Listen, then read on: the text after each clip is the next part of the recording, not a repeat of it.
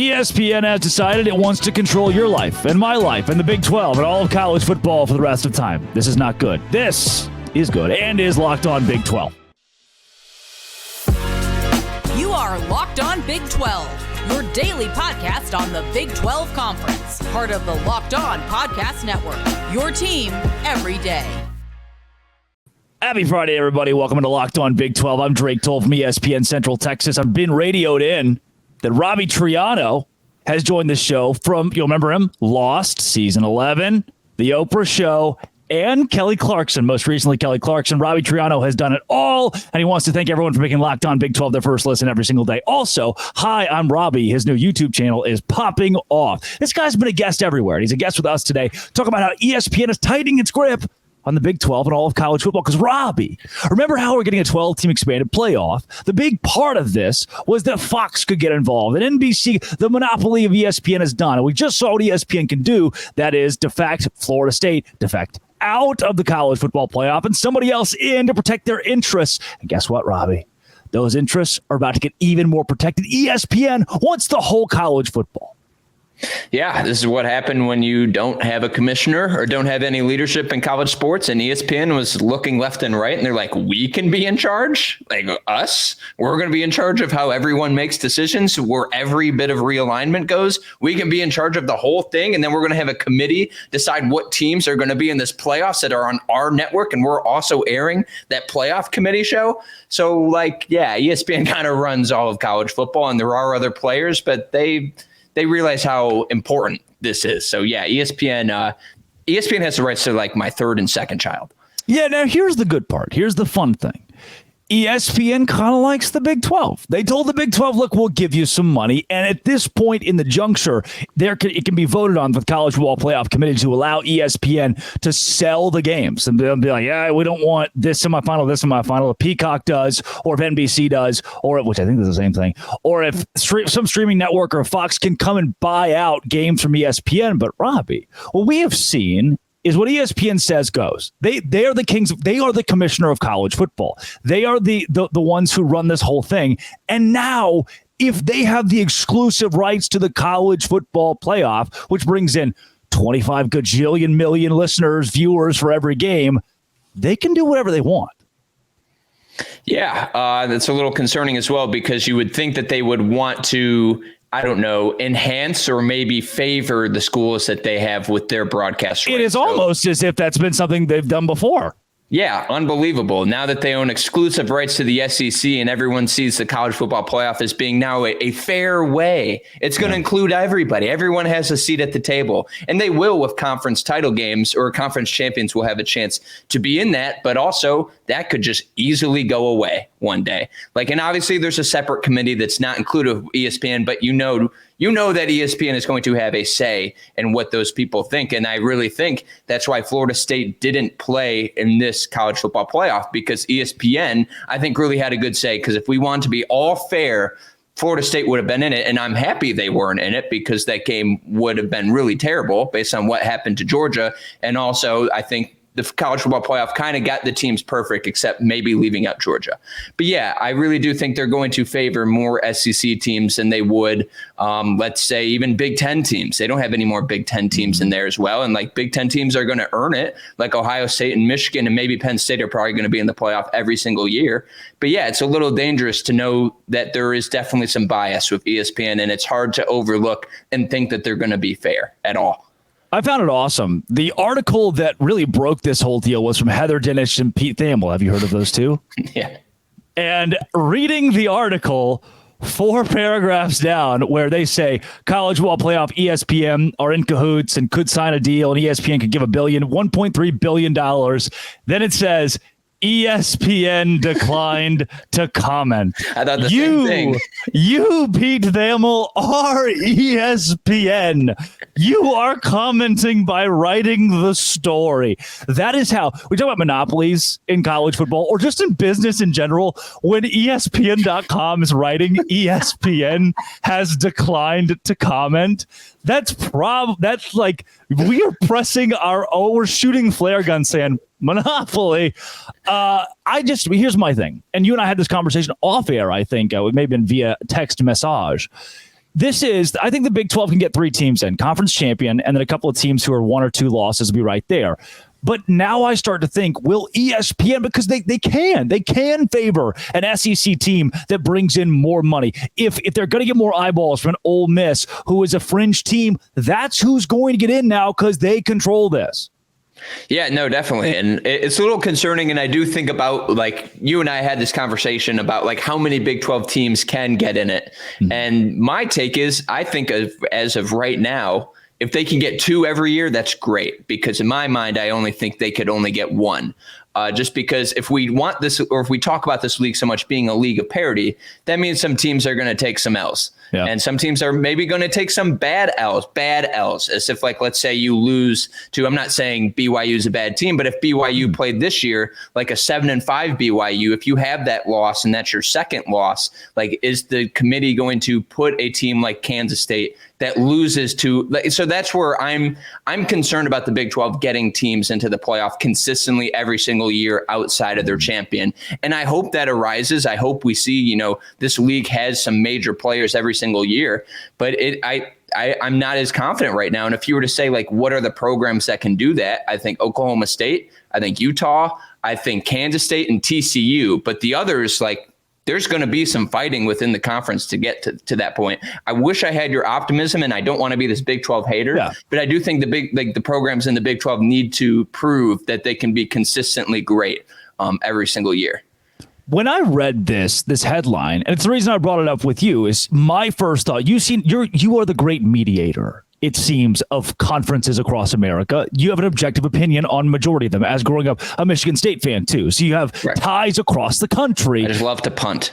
I read this and immediately thought, that's scary. That was my first, like, the more control ESPN has, it feels like the bigger the back seat will get for the Big 12. Am I crazy for thinking that? Yeah, it's a really good question. And it's like, what if it was split up? Like, let's say, it was split up between Fox and ESPN for who holds the college football playoff. Would we see less bias? Would we see, them favoring other teams that weren't just the SEC and Big Ten and whatever? Like, I have no idea. But the fact that they do solely own this is the scary part to that. And I mean, like, honestly, good for ESPN for getting this done, because it is a really good business move. But what I want ESPN to do, besides just having like a complete like chokehold over the sport of college football, is actually invest in some daily shows and actually invest in content for College Game Day that isn't just people screaming and yelling and doing crazy things. I understand College Game Day is supposed to be this fun show, but the hosts don't necessarily know what they're talking about half the time, or it's just producers feeding them in the mouth exactly what to talk about. Or, like, a daily show, it's either 30 minutes on ESPN2 or just doesn't exist. And I feel like if they are investing that much into daily program, or that much into the live rights for this, like, why not enhance that and get more people involved by showing that on daily programming? So that's where I want ESPN to actually do. Like, I like, they do have this chokehold, but I want them to make it such more of a daily talking point than just, okay, we're going to talk about the NFL and the NBA, and that's really it. And when you talk a competitive market for college football playoff games, you get into the idea that X conference, the Big 12 included, can make more money if there is a bidding war at the top, or the college football playoff is split up like the NFL is between different networks, bringing more money to the table. If it's just ESPN saying $1.3 billion, then that $1.3 billion is a lot. But now Fox doesn't get to throw their money into the ring, or NBC. There's not a competition at the top to make that number grow. That is a problem for conferences that are trying to make more money in a 12-team college football playoff. So ESPN's grip, tightening on the Big 12 in college football, I think we can agree, is not good or can be scary. Coming up, it's worse. It's a dour show today. College football as a whole has taken another step in creating an elite super league that would actually dissolve conferences like the Big 12. Here on Locked On Big 12, part of the Locked On Podcast Network, your team every day. Today's show is brought to you by FanDuel. Sometimes I go there. Sometimes I make money. Sometimes I walk away and I didn't make money. This week I did, because I went in and I said, I think Arkansas State basketball is going to beat Texas State. And you know what Arkansas State basketball did? They beat Texas State 85-82. What? And I made money. Because right now, new customers get $150 of bonus bets guaranteed when you just place a $5 bet. Just any $5 bet, win or lose. Live same game parlays. Find bets in the new Explore tab. Make a parlay in the Parlay Hub. Hampton basketball's playing. You think they're going to win against LaSalle? Of course they are. Go to FanDuel.com/lockedon. Make your bet a layup. FanDuel.com/lockedon. Official partner of the NFL. Roberius Triano, the Triano kid.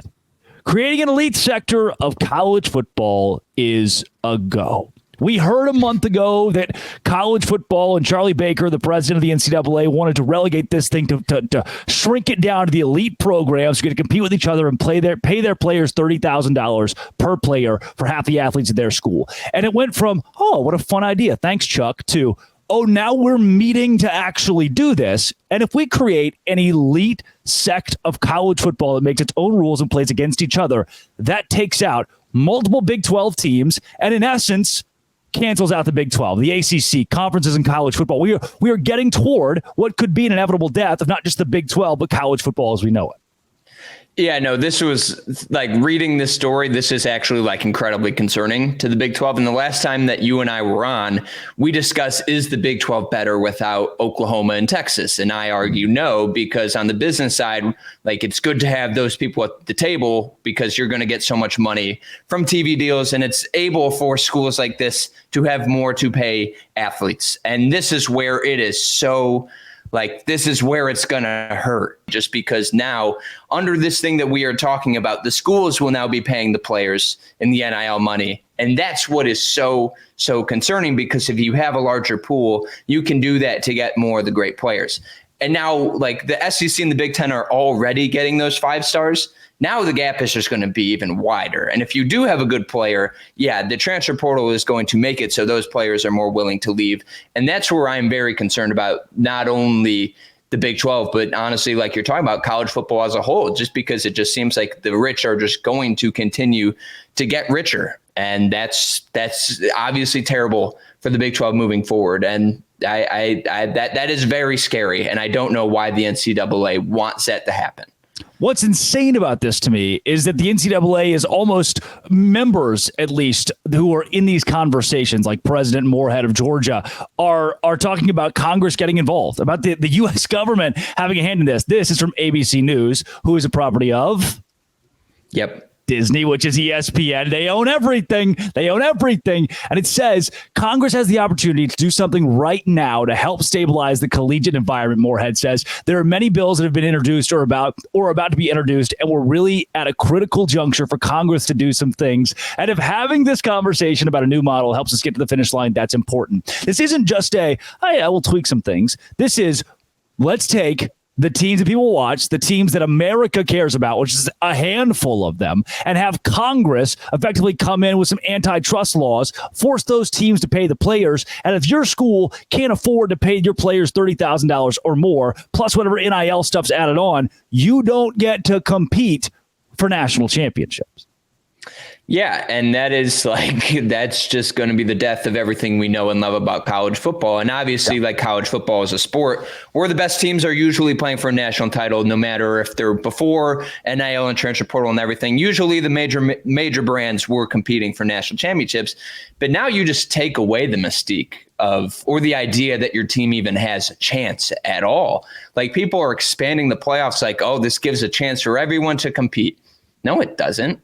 The rich are only going to be the ones who are going to compete at all. Yeah, this is going to completely destroy like the mystique of college football, where it feels like even though so many programs don't have the ability to compete for a national title, and they haven't, you're just removing them from the table altogether. And that's where I feel like it's so damaging for the sport as a whole. And I really do think that so many schools are going to realize, like, all right, we cannot give this amount of money to these players whatsoever. So either like those schools and those conferences just separate into a completely new division altogether, or they're just like, you know what, we're just not going to play football. We're not going to play football. And that funds so many other programs and so many other, obviously people know this, but athletic departments are purely run because of football and the money they get from that, from the TV networks and everything that comes with that. So this is where it's just going to get really scary. And this is where like we are going to see a super league coming. And what is scary is that we all see it coming. And it feels like the rule makers and the people who actually have change in this are the ones doing it. And there's not an overlord or a commissioner or anyone saying, you know what, this is bad.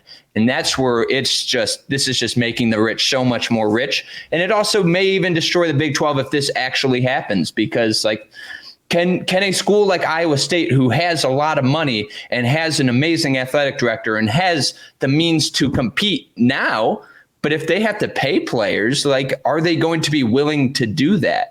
Like, that's where, like, I don't even know if they'll have the means to keep the talent that they have. And that's where, like, it is so beyond scary, so beyond scary. And these kids will be getting full scholarships as well as getting paid $30K, which it's more than the starting rate for a lot of the jobs that your undergrads are going out and getting in the actual real world. Crazy thing, too, is the council is considered another proposal. This one would have all NIL activities in-house, meaning that businesses can't reach out to athletes, but the schools will facilitate. I kind of like this. The schools will facilitate the NIL with companies, between athletes and companies, facilitate those conversations, and they would not be permitted to directly pay athletes for NIL or use that as a recruiting tool.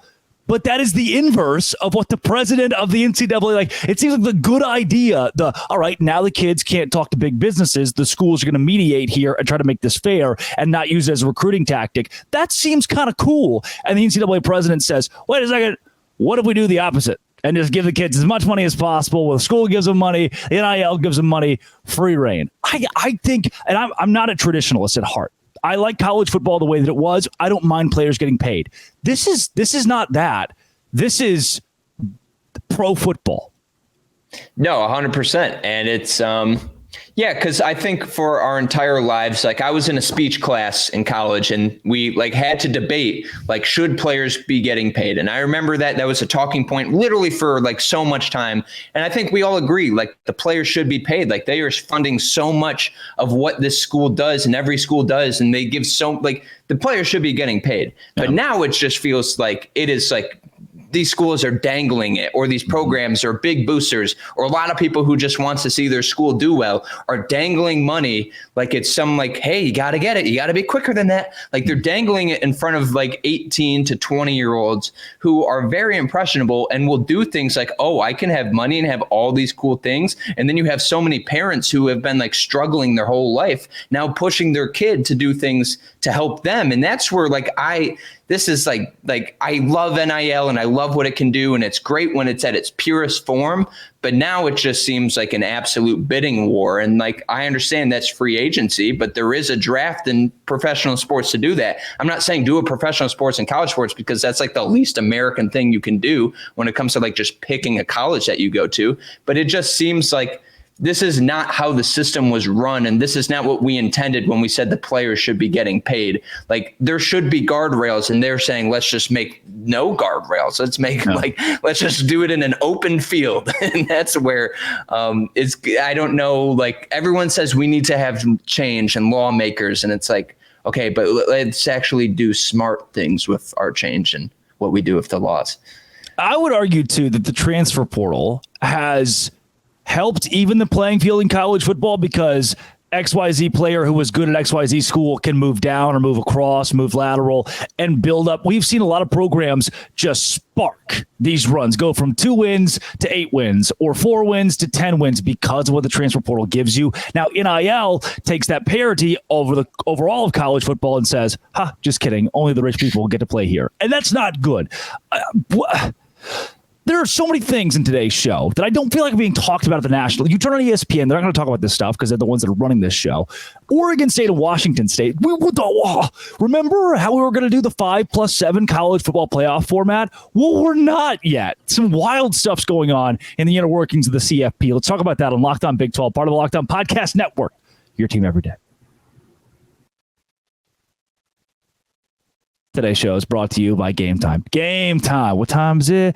Game Time. That is the place that I go when I need tickets. It's like I need tickets to the thing. The thing is going on this weekend. I can go to the thing and see my seats on the Game Time app. So right now, you download the Game Time app. It's quick. It's easy to use. Killer last-minute deals. You get zone deals, flash deals. Easy to find and buy tickets for every kind of event. Concerts, comedy shows, you name it. Lowest price guaranteed, event cancellation protection, job loss protection, etc. Take the guesswork out of buying tickets with Game Time. Download the Game Time app, create an account, use code Locked On for $20 off your first purchase. Terms apply. Again, create an account. Redeem code Locked On, $20 off. Download Game Time today. Last minute tickets, lowest prices, and that, my friends, is guaranteed. Excuse me, question in the front here. Drake. So I was told that with the Pac-12 going away, right, that they couldn't have an automatic qualifier for the college football playoff, right? That seems like that doesn't make sense. They should have an automatic qualifier out of 2 teams. Shouldn't be a thing.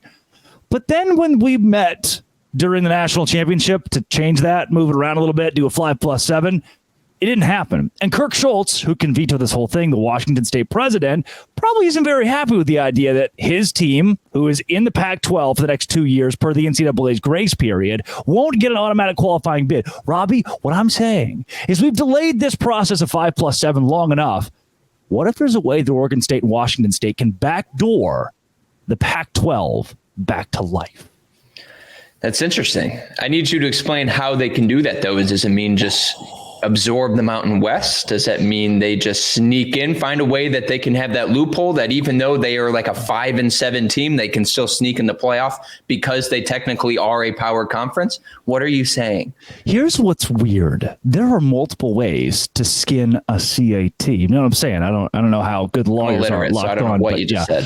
So with that, there are ways to work around this. If Florida State actually leaves the ACC and that thing starts to fall apart, well, guess what? Especially if that happens the next year or two, there are ways. I've seen a lot of really base stuff that if that happens, and then SMU is like, oh, we don't really have anywhere to go. And then Boston College, Wake Forest, there are schools like, you know what? Oregon State, Washington State will be your friends. And they backdoor their ways. They backfill the Pac-12. Mountain West teams included. Now it would cost upwards of $100 million to try to break a grant of rights the Mountain West already has. But what we've seen time and time again for the College Football Playoff Committee is the one thing in their way from doing what's normal and not giving Oregon State and Washington State a free pass to the College Football Playoff is moving to a 5+7 format. But we can't do that because one president is on the board that votes and it has to be unanimous. So they've got enough power. They've got enough power in that vote to say, wait a second, there's enough unrest out east and there are enough Mountain West teams that we could just still be the Pac-12, with or without George Kliavkoff, by the way. But this is, the more that I read about this, the more that I think that kind of makes sense. Definitely. Also, what is George Kliavkoff doing these days? Well, yeah, he's still the commissioner of the Pac-12, by the way, which I find very interesting. He just right as we're talking right now, this is just still his job. Yeah, and this is a situation that kind of makes my head swim just because I don't know the logistics and everything that will make this work. I don't know if anybody does at this point. Yeah, and if Oregon State and Washington State can make this stuff happen for them, awesome. That is good for them. But I do not know. I don't know what the future of that is going to be whatsoever. And I think this is where I need you to convince me. And that's why I come to you, on the day of my podcast. Not just to convince you, but to bring you this idea, arbiter of truth, and understand, is there a way? Do you think this is good? Do you think we need to salvage Oregon State and Washington State? Is it worth having these conversations about how those two teams can survive in college football? I mean, I think everyone should want to survive, and every school we should want to have. But are those the schools that I don't know? That's really that's a really good point. And it's who deserves to be saved in college football? Because it seems like when you talk about the Group of Five, or you talk about the Mountain West, or you talk about Conference USA, or in everything like that, nobody cares about those schools. And I'm not saying I don't care about them. It just means those are the schools that's all right, you don't get us the ratings that we want, so we don't necessarily care about you, and that is really damaging. But also, this is a sport that has completely, fulfilled the wishes of all the riches here. This is why we literally use the term blue bloods, because those are the ones that technically separate themselves from the rest of everybody. So Oregon State and Washington State, if they want to use this power, good for them. But also, Like, I agree. Like, I don't agree with the fact that we are like making those schools, less than or seem less than because they don't necessarily get TV ratings or have the power. But like, that is what we reward when we turn on our TV and we watch Alabama and we watch Ohio State and we watch these major programs. Like, we are rewarding that. So I think our Oregon State and Washington State should do whatever is in their best interest. But yeah, I agree that it's a lot of people just shove them to the side because, you weren't the ones chosen in the Pac-12 to come to the Big 12 or the Big 10. And we've decided every offseason we decide that Memphis isn't good enough. We decide that USF isn't good enough, or UA or Fresno State, or Boise State. And so this is nothing new. This is nothing new. Teams getting left behind in college. Look at Rice used to be a power team in college football. It is not anymore. What I'm pitching and what I'm trying to give to you, this is for you, is just there is now, because of Kirk Schultz, the Washington State president, who has the ability to say, hey guys, no. And everything the College Football Playoff Committee wants to do is at his beck and call because his vote makes things either unanimous or completely void. And with that, he can wield that into here's a way to backfill the Pac-12 with Mountain West teams, with teams in the ACC if it implodes.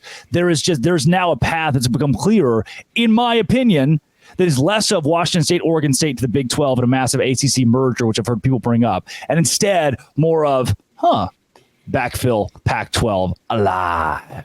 Yeah, no, and it makes sense. What would it look like geographically? It would look like a complete and total mess. It would look so just stupid. Like everybody else in America now, by the way. Theirs, I feel like, would be even more, though. Like, if you have schools in California. But like USC and Rutgers, the Big Ten's already doing this. The Big Ten's making it cool before it's cool.